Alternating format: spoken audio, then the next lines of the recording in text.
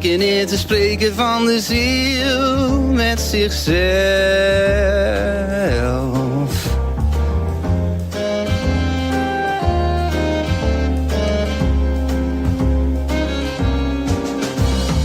Denken is het spreken van de ziel met zichzelf.